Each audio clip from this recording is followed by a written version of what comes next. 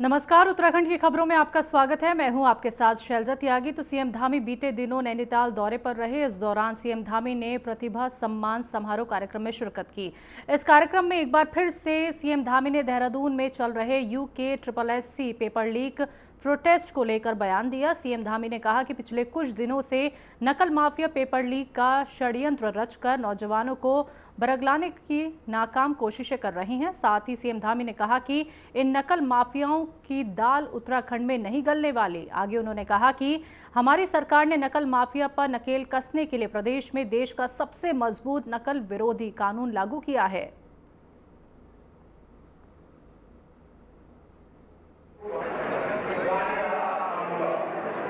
पारदर्शिता से हूँ, नकल विहीन हूँ और योग्यता, क्षमता और प्रतिभावान छात्र छात्राओं को, गरीब माता पिता के बेटे बेटियों को उनकी योग्यता और क्षमता का के आधार पर उनका चयन हो, ये हमारा संकल्प है। और 4 जुलाई 2021 को मैंने राज्य के मुख्य सेवक के रूप में काम करना प्रारंभ किया। तब से लेकर अब तक 25,000 से अधिक नियुक्तियां बिना किसी नकल के पारदर्शिता के साथ संपन्न हुई है। हमारा प्रयास है कि जो हमारा कैलेंडर है आने वाले सालों का, वो कैलेंडर भी हमारा पूरी तरह से तय समय सीमा पर हो, हमारे सभी अभ्यर्थियों को उचित मौका मिले और जो एक प्रकरण आया है उस प्रकरण की जांच की जा रही है। उसके लिए SIT का गठन कर दिया गया है। एशिया कप में भारत की जीत पर देहरादून में क्रिकेट प्रेमियों ने जमकर जश्न मनाया। भारत ने पाकिस्तान को 5 विकेट से हराकर ट्रॉफी अपने नाम की है। इस टूर्नामेंट में लगातार तीसरी बार भारत ने पाकिस्तान को हराया। भारत की इस जीत पर हर तरफ जश्न का माहौल है। भारत के मैच जीतते ही देहरादून में क्रिकेट प्रेमी सड़क पर निकल पड़े और जमकर आतिशबाजी की और घंटाघर पर सैकड़ों की संख्या में लोगों ने भारत माता की जय के नारे भी लगाए। वहीं उत्तराखंड के मुख्यमंत्री पुष्कर सिंह धामी ने भी भारतीय क्रिकेट टीम को बधाई दी।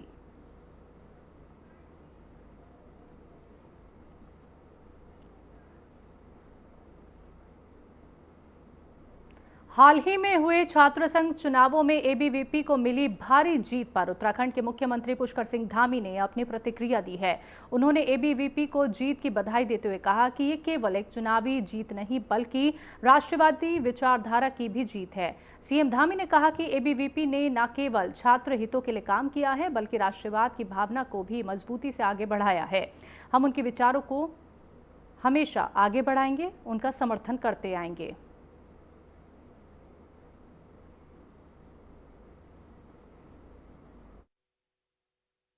पूरे राज्य के अंदर अखिल भारतीय विद्यार्थी परिषद को भारी जीत मिली है और ये कहीं न कहीं जिस विचार को लेकर अखिल भारतीय विद्यार्थी परिषद राष्ट्रवाद की विचारधारा को लेकर, राष्ट्र के नवनिर्माण और पुनर्निर्माण के संकल्प को लेकर, इन सभी अभियानों को लेकर छात्र और शिक्षक दोनों एक परिवार हैं, इस भाव को लेकर काम करती है तो बड़ी मात्रा में उनको जीत मिली है। देश के अंदर जो अनेक अभियान चलते हैं उसमें प्रमुख रूप से विद्यार्थी परिषद भी सक्रिय रूप से सब अभियानों में भाग लेती है।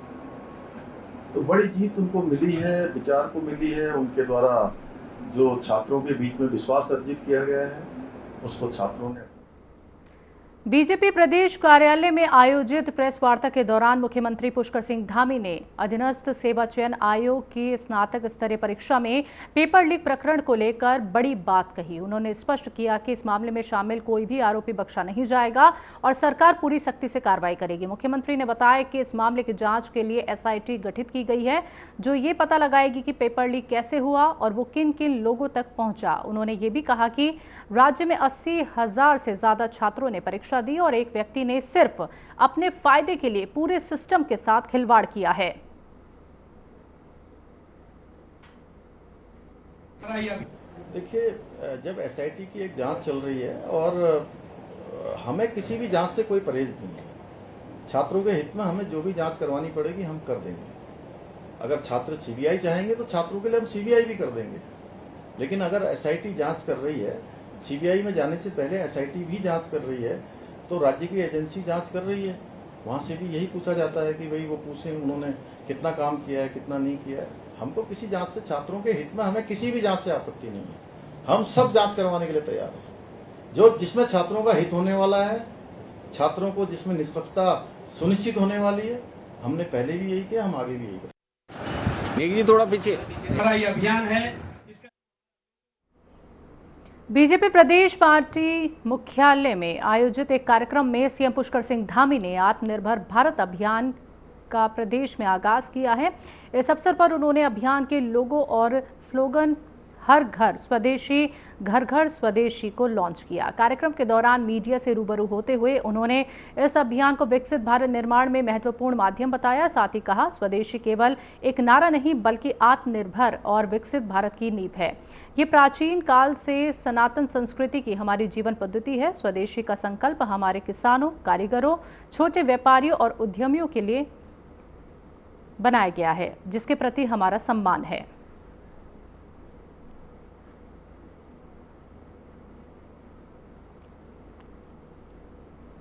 आज का विषय हमारा बहुत महत्वपूर्ण है। आत्मनिर्भर भारत और स्वदेशी का संकल्प। ये स्वदेशी केवल एक नारा नहीं है बल्कि आत्मनिर्भर भारत का संकल्प है। और जो प्रधानमंत्री जी ने 2047 में विकसित भारत का संकल्प पूरे देश के समक्ष रखा है, उसको मजबूत करने का, उसके मार्ग को प्रशस्त करने का एक सबसे बड़ा माध्यम है। और ये हमारे प्राचीन काल से ही सनातन संस्कृति की हमारी जो जीवन पद्धति है, वो जीवन पद्धति हमारी स्वदेशी की रही है। और स्वदेशी का संकल्प हमारे छोटे कारीगरों को, किसानों को, उद्यमियों को, स्थानीय उत्पाद बनाने वाले ऐसे लोग जो स्वयं का रोजगार करते हैं, अपने रोजगार से, अपने साथ साथ अनेक लोगों को स्वरोजगार से, काम धाम से, व्यापार से, हर प्रकार से मजबूत करते हैं।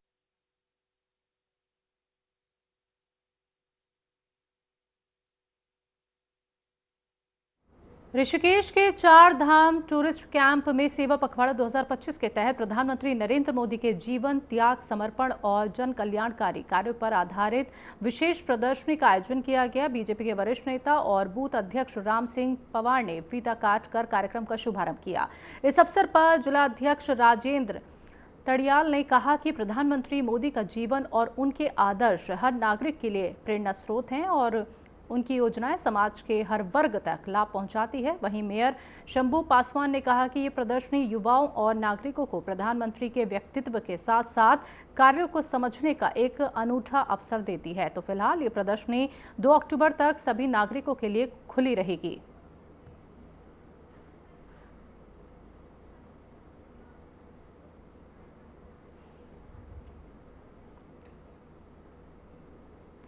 उत्तराखंड अधीनस्थ सेवा चयन आयोग पेपर लीक मामले में हरिद्वार से सांसद और पूर्व सीएम त्रिवेंद्र सिंह रावत ने सीबीआई जांच की मांग दोहराते हुए कहा कि सीएम पुष्कर सिंह धामी युवाओं को बरगला रहे हैं। उनकी भावनाओं का सम्मान करते हुए तुरंत सीबीआई जांच के आदेश दे। तो वहीं अब उनके इस बयान से राजनीतिक हलचल तेज हो गई है, जिस पर कांग्रेस प्रदेश उपाध्यक्ष सूर्यकांत धस्माना ने कहा कि त्रिवेंद्र सिंह रावत ने कांग्रेस की मांग को सही ठहराया है।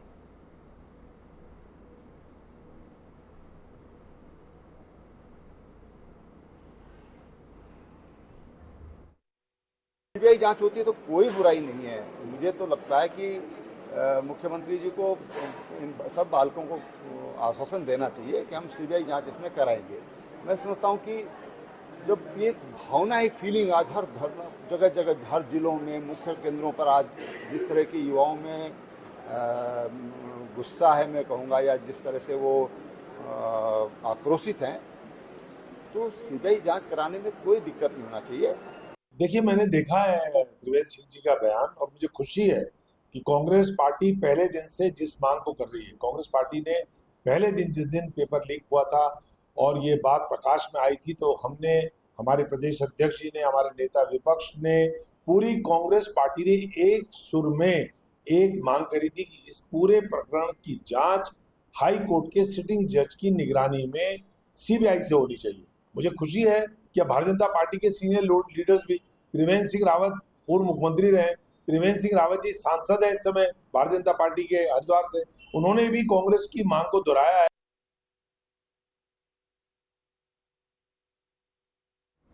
उत्तराखंड में यूके SSSC पेपर लीक प्रकरण को लेकर जहां बेरोजगार युवा लगातार सड़कों पर उतरकर सीबीआई जांच की मांग कर रहे हैं, वहीं सत्ताधारी दल के नेता, विधायक और मंत्री सरकार का बचाव करते नजर आ रहे हैं। बीजेपी की ओर से इस मामले में लगातार डैमेज कंट्रोल की कोशिश की जा रही है। इसी क्रम में विकासनगर पहुंचे राज्य आपदा प्रबंधन सलाहकार समिति के उपाध्यक्ष विनय रोहिल्ला ने भी सरकार के पक्ष में सफाई दी। उन्होंने कहा कि सरकार निष्पक्ष कार्रवाई कर रही है और युवाओं के भविष्य की चिंता कर रही है। नकल विरोधी कानून के तहत आरोपियों को जेल भेजा गया है। सीबीआई जांच पर रोहिल्ला ने कहा कि अगर जरूरत पड़ी तो सीबीआई जांच अवश्य कराई जाएगी, लेकिन जांच शुरू होने पर उसमें लगने वाले समय के कारण युवाओं का भविष्य अधर में लटक सकता है। बारे में मुख्यमंत्री जी ने कई बार कहा है कि मुख्यमंत्री जी प्रत्येक युवा के भविष्य के लिए सतर्क है, व्यवहारिक है और सरकार उनके लिए हर कदम से कदम ताल मिलाकर चल रही है। मैं सीबीआई के लिए ये कहना चाहता हूं कि अगर सीबीआई की जांच कोई सरकार कराना चाहती है तो उसको उसमें प्रिलिमिनरी रिपोर्ट पहले भेजनी पड़ती है। तो क्या इस पूरे प्रकरण में हमने कोई प्रिलिमिनरी रिपोर्ट कराई का? नहीं कराई। इसलिए एक एसआईटी का गठन माननीय उच्च न्यायालय के रिटायर्ड जज की अध्यक्षता में किया गया है, जो 1 महीने में अपनी रिपोर्ट देगी। अरे उस रिपोर्ट के माध्यम से भी दूध का दूध पानी का पानी नहीं होता, या तो कोई आवश्यकता पड़ती है कि सीबीआई की जांच कराई जाए, तो सीबीआई की जांच कराया जाना उचित या अनुचित होगा, उस पर सरकार निर्णय लेगी। दूसरा पक्ष यह है कि सीबीआई की जांच यदि हम करते हैं तो पूरे प्रकरण में सीबीआई अपने तथ्यों का एनालिसिस करने के लिए, अन्वेषण करने के लिए लगभग 1 से 1.5 साल का समय तो लेती है। इस 1 से 1.5 साल के समय में अगर ये परीक्षाएं विलंबित होती हैं तो मैं समझता हूं कि बहुत सारे छात्र जिन्होंने इसके अंतर्गत भाग लिया है, उनकी उम्र बाउंड हो सकती है, उम्र निकल जाएगी। तो इससे सीधा जो नौजवान युवक है उसको सीधा उसकी नौकरी और परीक्षा में भाग लेने का अवसर खत्म हो जाएगा।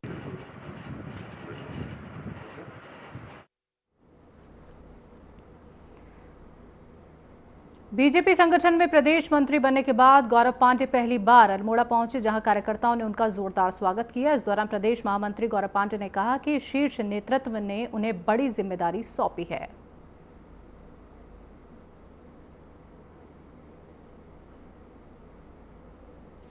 जो मैंने आपको पहले बताया कि शीर्ष नेतृत्व ने जो ये जिम्मेदारी दी है, ये एक बहुत बड़ी जिम्मेदारी है। और क्योंकि हम राजनीतिक क्षेत्र में काम करते हैं और 2027 का चुनाव निकट है, हम तीसरी बार भारतीय जनता पार्टी की सरकार उत्तराखंड में बनाएं, इसी कामना के साथ, इसी विश्वास के साथ हम सब अल्मोड़ा के कार्यकर्ता अल्मोड़ा ज़िले की सारी सीटें भारतीय जनता पार्टी को जिताएंगे। इसी विश्वास के साथ हम आगे काम कर रहे हैं और मुझे पूर्ण विश्वास है, चाहता हूं कि मैं कार्यकर्ता ही रहूं।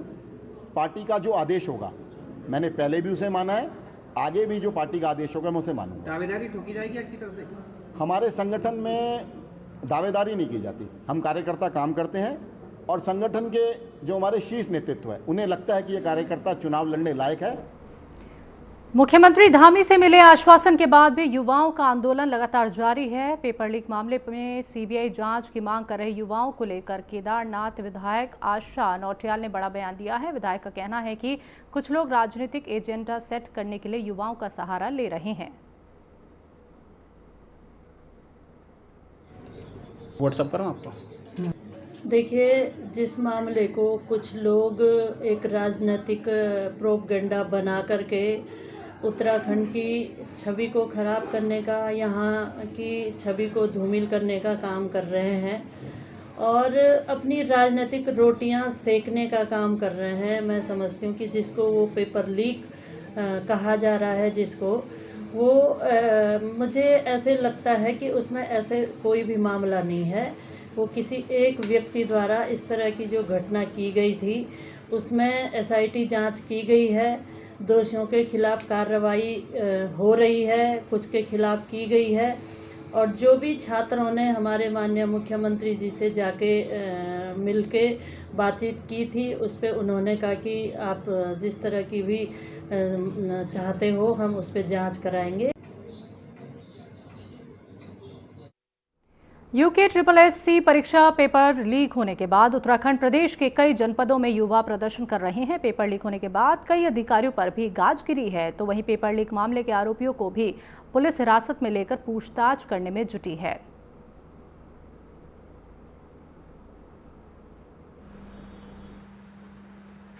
जो इस पूरे प्रकरण में जो तार अभी ये सही इन्वेस्टिगेशन इसकी नहीं हो रही है, प्रॉपर इन्वेस्टिगेशन जिस दिन होगी तो इसमें इतने बड़े बड़े लोगों के नाम आएंगे कि जितने बड़े बड़े लोगों के नाम सुनकर उत्तराखंड ही नहीं पूरा देश भौचक्का रह जाएगा।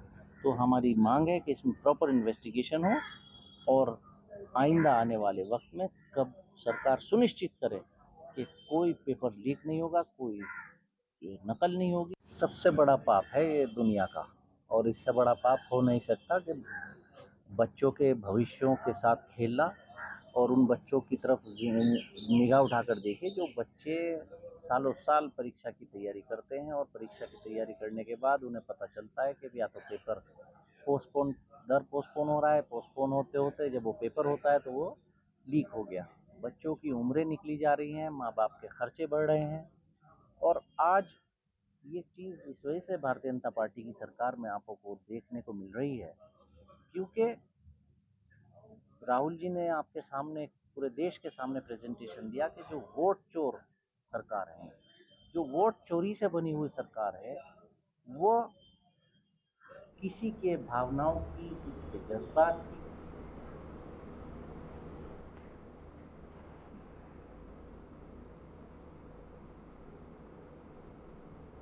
उत्तराखंड 2025 मानसून सीजन में भीषण आपदा से प्रभावित हुआ है। फिलहाल मौसम साफ हो गया है और पर्यटन चारधाम समेत उत्तराखंड के विभिन्न पर्यटक स्थलों पर यात्रा कर रहे हैं, लेकिन यात्रा को सुगम बनाने के लिए सरकार और प्रशासन हर संभव प्रयास कर रही है। उत्तराखंड में रेस्टोरेशन का कार्य तेजी से चल रहा है।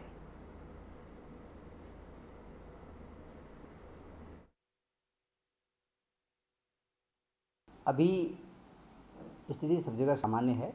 बरसात लगभग बंद हो चुकी है और पूरे प्रदेश में इसमें जो हमारे रेस्टोरेशन के काम हैं वो चल रहे हैं। जो सड़कें बंद हैं उसको यातायात के लिए खोला गया है। विगत दिनों में 50 से ज़्यादा सड़कों को खोला जा चुका है। जो सड़कें अवशेष हैं उनको खोलने का काम चल रहा है। इसके अलावा पोस्ट डिजास्टर नीड असेसमेंट के लिए टीमें फील्ड में हैं। एक टीम उत्तरकाशी गई थी, आज वो 2 दिन से उत्तरकाशी में है, वहाँ विजिट कर रही है। आज उत्तरकाशी में यमुनोत्री क्षेत्र में यमुनोत्री घाटी में विजिट करने जा रही है। इसके बाद वो रात तक देहरादून लौटेगी, फिर अगले 2-3 दिनों में देहरादून, टिहरी और हरिद्वार में विजिट करेगी। जो टीम 2 थी, टीम 2 चमोली में विजिट कर लिया 2 दिन। चमोली में विजिट करने के बाद आज टीम रुद्रप्रयाग में है।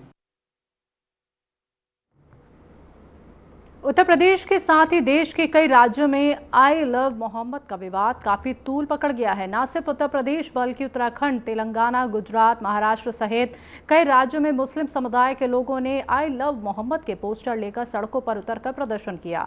उधर दूसरी ओर कोटद्वार में भी आई लव मोहम्मद को लेकर लकड़ी पड़ाव में भी सड़कों पर उतरने की तैयारी चल रही है, लेकिन कोटद्वार की सबसे बड़ी जामा मस्जिद के मुतवल्ली ताजुद्दीन इदरसी ने इसके लिए इजाजत नहीं दी, जिसके बाद प्रदर्शन रुक गया।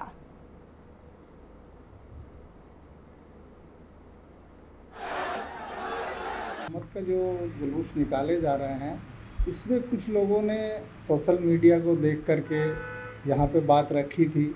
उसमें हमारे कोटद्वार के जो बुद्धिजीवी लोग मुस्लिम समाज से हैं वो बैठने के बाद सबको समझा दिया गया कि हमारा शहर जो है बहुत शांतिप्रिय शहर है और इस शहर में ना तो अभी तक कोई इस तरह के जुलूस निकले हैं और ना ही आगे कोई नई परंपरा।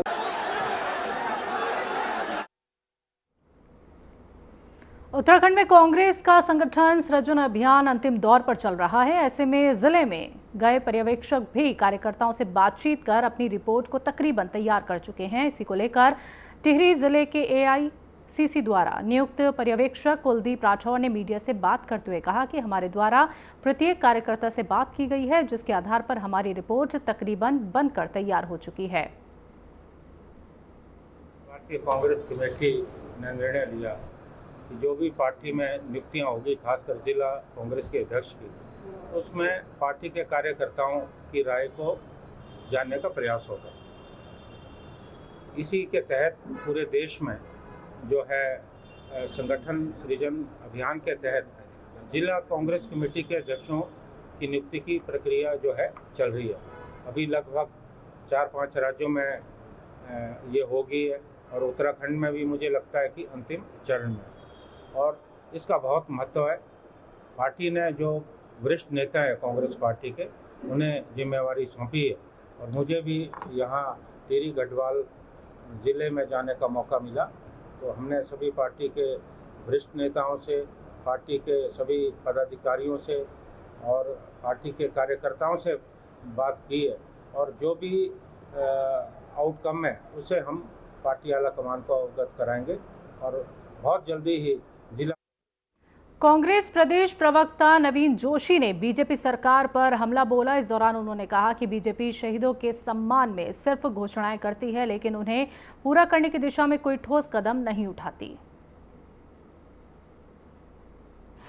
मैंने QR कोड भेजे ना, वो भेज दो, फोटो खींच के मुझे भेज देना। शहीदों के सम्मान की जहां तक बात है, भारतीय जनता पार्टी की सरकार सिर्फ घोषणाएं कर देती हैं। कई ऐसे शहीद हैं जिनको अभी भी जो उन्होंने घोषणाएं करी थी उनको नहीं मिल पाया। उन कईयों की नौकरी की घोषणाएं करी थी, कईयों को पेट्रोल पंप की घोषणाएं करी थी, सरकारी नौकरी की बात करी थी और कई प्रकार की सरकार समय समय पर घोषणाएं करती हैं, लेकिन मैं समझता हूँ कि वो धरातल पर बहुत ही कम उतर रही हैं। ये सरकार उसका संज्ञान जल्दी से नहीं लेती है। कई दफ्तरों के जो उनके परिजन हैं वो चक्कर काटते काटते रह जाते हैं, लेकिन उनको फरियाद जगह जगह लगानी पड़ती है। लेकिन जो सरकार को चाहिए कि जो शहीद हुए हैं उनके लिए जो भी घोषणाएं करें उसको अमली जामा भी तुरंत पहनाना चाहिए। अगर आपने किसी को सरकारी नौकरी की बात करी है तो उसमें विलम्ब काहे का, उनको तुरंत उनको नौकरी देनी चाहिए। अगर आपने पेट्रोल पंप देने की घोषणा करी है या भूमि आवंटित करने की बात करी है तो सरकार को इस दिशा में पहल करनी चाहिए और जो निर्णय होते हैं उसको अविलंब उसको साकार भी करना चाहिए,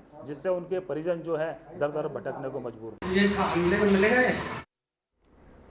उत्तराखंड शिल्पकार समाज के ऐतिहासिक गोली डांडा सम्मेलन के 100 साल पूरे होने पर अल्मोड़ा में शताब्दी समारोह आयोजित किया गया। बता दें कि इस दौरान कार्यक्रम की अध्यक्षता राय बहादुर मुंशी हरिप्रसाद टमटा के बेटे दयाशंकर टमटा ने की, तो वहीं इस कार्यक्रम में केंद्रीय राज्य मंत्री अजय टमटा, अनुसूचित जाति आयोग के अध्यक्ष मुकेश कुमार, पूर्व सांसद प्रदीप टमटा समेत प्रदेश भर से आए समाज के प्रतिनिधि बड़ी संख्या में मौजूद रहे।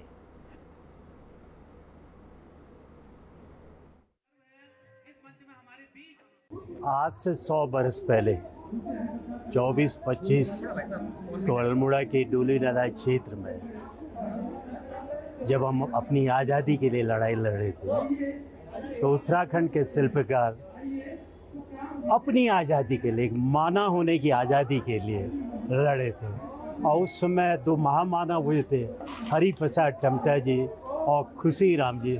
उन दोनों के संयुक्त प्रयास से डोली डाला में हजारों लोग इकट्ठा हुए थे अपनी मानवीय गरिमा को आगे बढ़ाने के लिए, शासन प्रशासन में अपने अधिकारों के लिए। आज यहाँ पर बैठे हुए तमाम समाज के सभी वर्गों ने एक और विशेष शिल्पकार के हमारे लोग उन्हीं महामानवों को याद करने के लिए इकट्ठा हुए हैं।